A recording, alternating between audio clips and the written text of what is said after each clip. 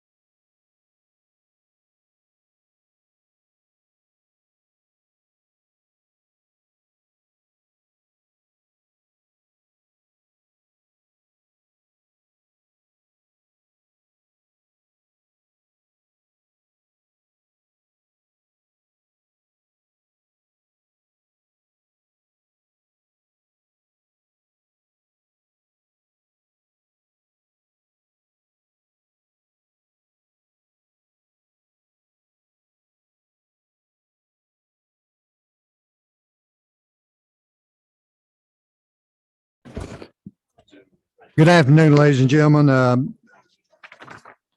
We have two bills today, House Bill 1088 and House Bill 974. Judge Gunter, I know you've got to be at two places at one time. We'll let you go first if you'll come on up.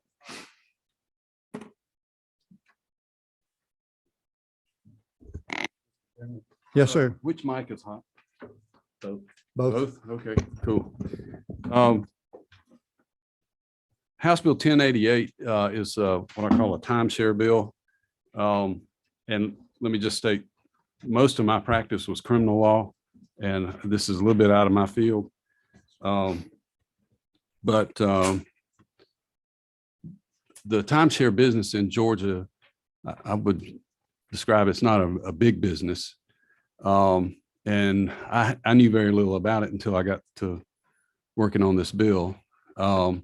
This isn't where you go in and you spend thousands upon thousands of dollars acquiring it. In fact, I think you can acquire it on your credit card with less than $1,000 limit. So that's the kind of money we're talking about. But what this does is this changes the foreclosure rules for a timeshare from judicial to a non-judicial foreclosure. That helps the timeshares. The one in particular that's in my jurisdiction in Helen, Georgia, they've got close to 1,100 slots that are in default, and to foreclose on each one of them is cost prohibitive if you do it as a judicial foreclosure. So this is to switch it over to a non-judicial foreclosure.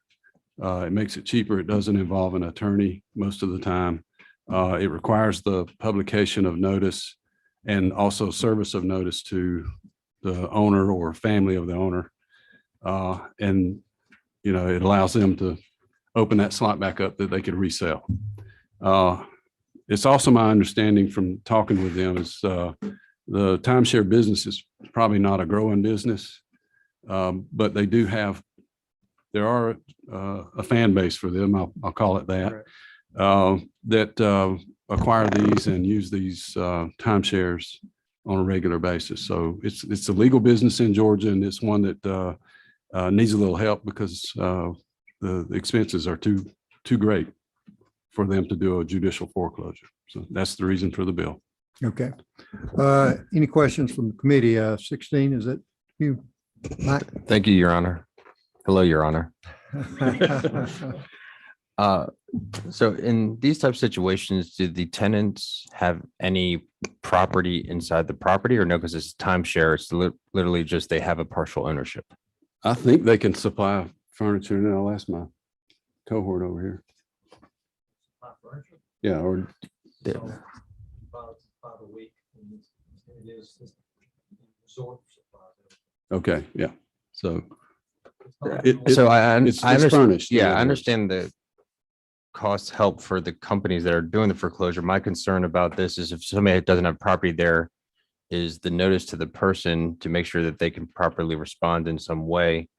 How are the people who are losing their timeshare notified, and how much time do they have? I see 30 days, but I guess I am always concerned about removing the judicial process because that takes away the person's ability to show up and get proper notice. They're given a 30-day notice prior to the date of a proposed sale. Okay. So, all right, that's all my questions. well, let's see. I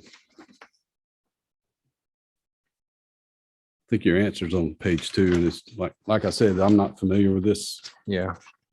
as I am with criminal law. They have to send it by registered or certified mail to give them the notice. Has to be done 30 days prior to the sale. I think they can redeem it. I think there's a provision in here to let them redeem it if they wish to. Okay. If they do not, it goes up for sale, just like a judicial foreclosure on the courthouse steps. And that notice is published. Okay. For 4 calendar weeks. All right. Thank you. Okay, any other questions from the committee? Chairman Fleming. Thank you, Mr. Chairman. Judge, I'm not familiar with timeshares either. It looks like this is a code section that only applies to timeshares. So, and I assume timeshares is a legal term we recognize so that we're not getting into any other kind of foreclosure here. Is that right? I think that's right. Yes. Okay. All right. I was going to ask you though, if a murder occurs in a timeshare. Well, you're getting close to my Okay, expertise there. Thank you, Mr. Chairman. Okay, any other questions from committee? No, at this time we'll hear from the audience. Anybody that you have to testify, Judge? I will say,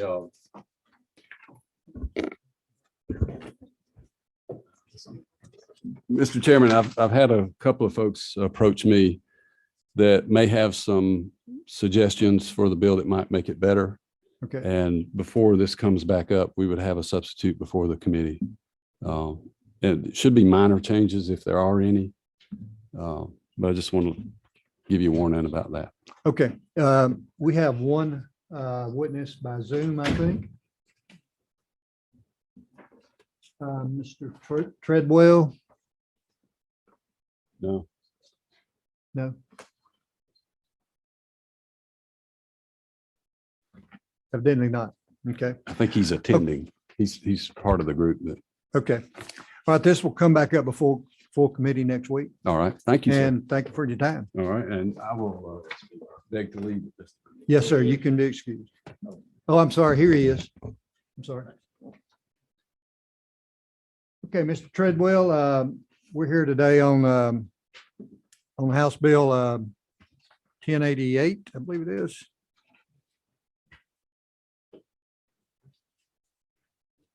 Is this Mr. Treadwell? It's not? Wave it. Okay. He said to wave.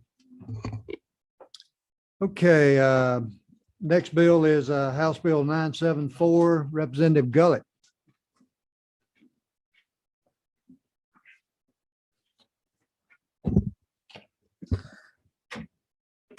Thank you, Mr. Chairman. We're working from LC 500312S.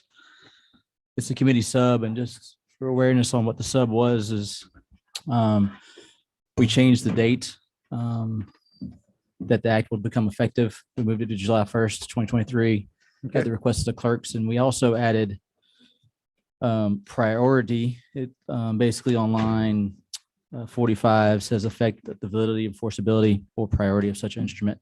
Didn't have priority before. We had a request to add that, so we did add that. Basically, what this bill is a mandatory e-file for real estate, or mandatory real estate e-filing bill.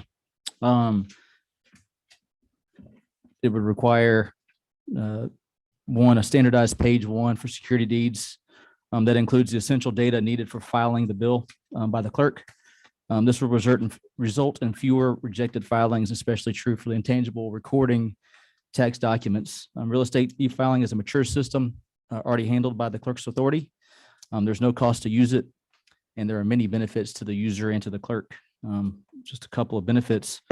Increased access to services by having the opportunity to record documents 24 hours a day, 7 days a week. Reduce wait times for filers and locks in date and time of recording at the submission. Electronic tracking of documents submitted for recording. It also streamlines the operations of the clerk's office and improves accuracy of accounting for both the clerk and the filing party. And just one thing to note, there's already mandated, there are free public access terminals in every office of the state. So every clerk's office already has a terminal to e-file. So if someone doesn't have access to the internet or whatever, they can still go to the clerk's office and file at the clerk's office, e-file at the clerk's office on the terminal. That's a high level summary of it. Happy to answer any questions that you guys have. Okay, does this require that all deeds and whatever security deeds are all done by e-file? Can you still file one by the old fashioned way of sending it in? No, No, you can't. it's got to be e-file. Yeah, it's gotta be electronically through the clerk's office. There's lines 20 through 25, Okay, I think, tell you which specific real estate documents there are. I guess they call them instruments. I'm not a lawyer, but deeds, mortgages, liens as provided by law, maps and plats, state tax executions and state tax execution renewals. Okay. That's specifically what we're talking about here. Okay, I believe number 6, is that Chairman Fleming? Thank you, Mr. Chairman. I see you brought your clerks. Yes, sir. folks with you today. That's always smart. Yeah. The clerks in Gilmer, Fannin County are good with this. I'll let her answer. Bannon is present. Oh, I didn't see her back there. That makes it all good then. So just out of curiosity, what percentage probably are not already doing this? It's probably got to be pretty small, isn't it? Pass this out. Yeah. Is that the map? Sorry, I should have passed that before. Our clerk from Fannin County brought that to me today, and she knew the question before you asked it. So thank you for that question. So is it basically the blue that is not already doing this? Yeah, that's exclusively? right. So I think they already have the opportunity to do it. That's right. The non-colors outside the red are already doing it some way. This is just mandates. So today, I think you can still take it to those counties in red to get it done the old-fashioned way. This would, but they are allowing e-file in those counties, not blue. Okay. So basically, we're really effectuating a very small change. That's right. 20 Almost 20 everybody's counties. already doing it. Yeah. That's right. And we have a year and, 5 months to get on board.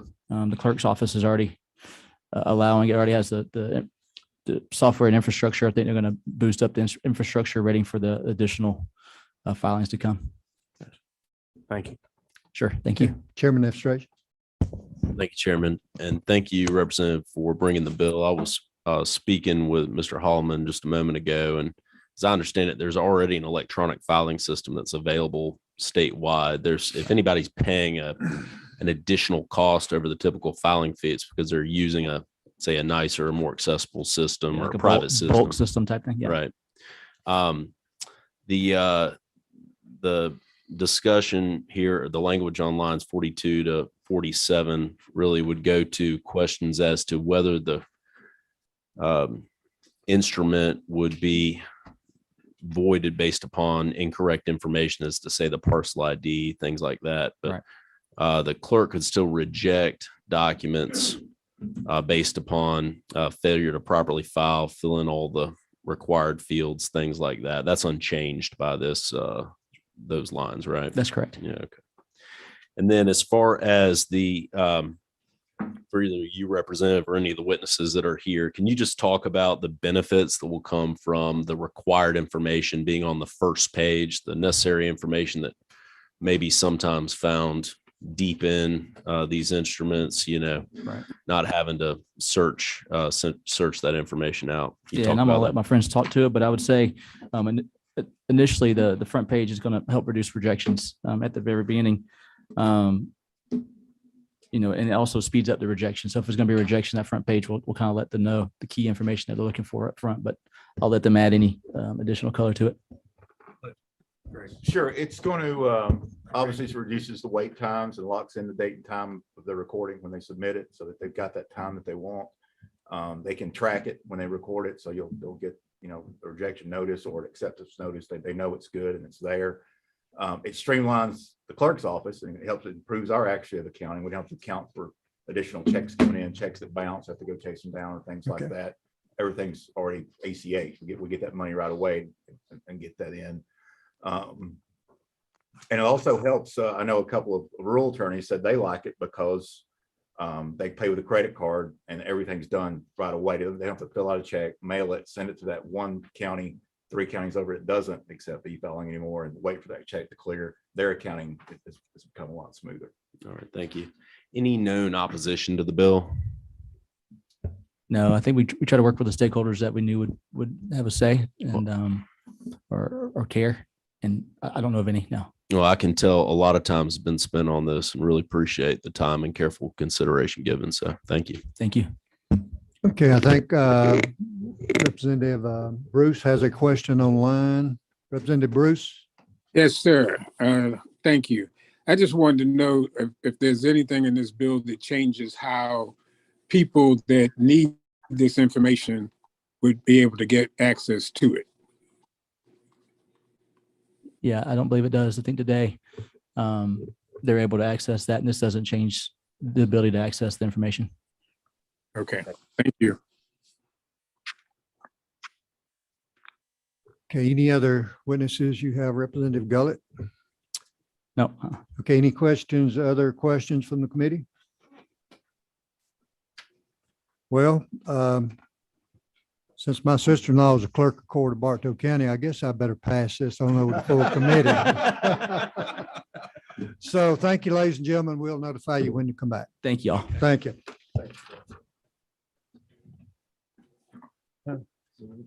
Meeting adjourned.